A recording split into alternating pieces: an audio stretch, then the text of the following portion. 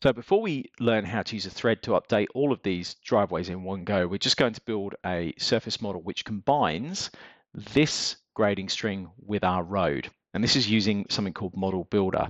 And simply all Model Builder is doing is combining our live strings together into a single surface for us. So we're going to head to Model Builder using the Models button on Toolspace here, right click, Model Builder. We're going to click on Create New Model, and this is going to become our surface name as well. So I'm going to call this Combined Design. If you're using any road string or network string, you need to ensure you check this box on. We happen to be using a road string, and this is just generally because if you are using network strings, the software does trimming for you, and you would want to maintain that. We don't actually have any network strings, but it's worth checking that on. If you're using version 25.1 onwards, generally you don't need to apply boundary retraction in Model Builder anymore because it's now sitting inside Surface Manager. So you don't need to check it on right here. We'll click Create New Model. So because we've checked that box which is linked to Total Model or Auto Model, you can see that our road string is automatically added in. So all we do is we come to the Include Exclude button at the top, click Driveway, then Build, and then click Save. As you add more driveways, this is all you would do. Add your driveway, check it on to include it, build, save, and then close in the top right-hand corner.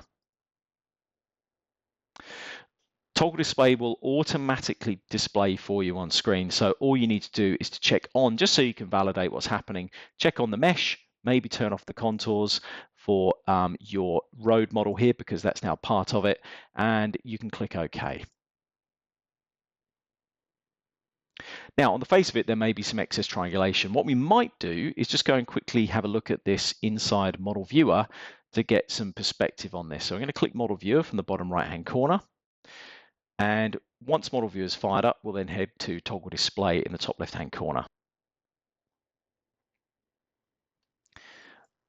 You can actually already see the line work there being generated, but what we'll do is go to Toggle Display. We'll change the primary design to the model that we want to see, which is really a combination of our strings, BM Combined Design. We'll head to the Contours tab. We'll uncheck showing the total model contours and show the built model contours. You have to have those turned on, by the way, in the drawing through Toggle Display.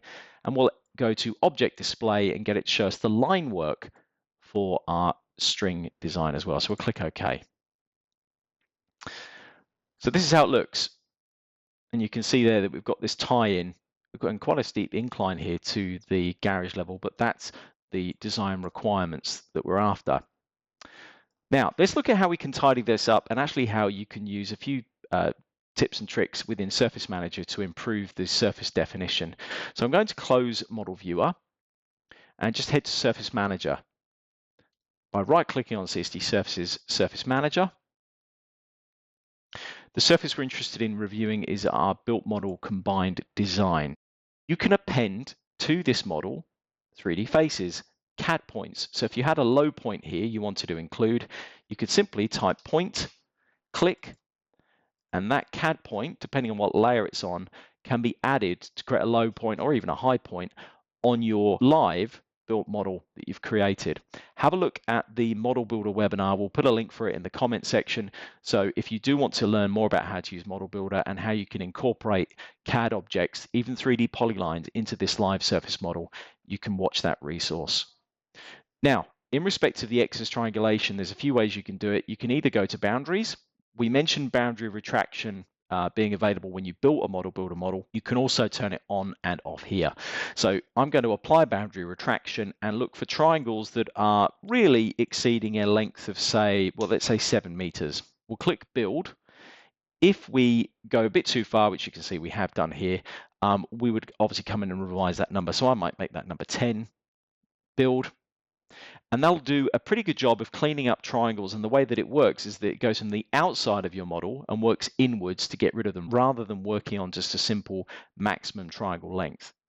There may be a case that you have to manually get rid of further triangles, and the way that you can do that is to use the editing button at the top here, hover over add, delete edge, and then you can actually come in here and begin to remove. I'm going to turn snaps off, remove those triangles. If you decide that you want to change these edits, these little polylines that we draw are actually movable. As you can see here, I can move these around, or I can simply delete them if I don't want those edits to be applied. So that's quite smart.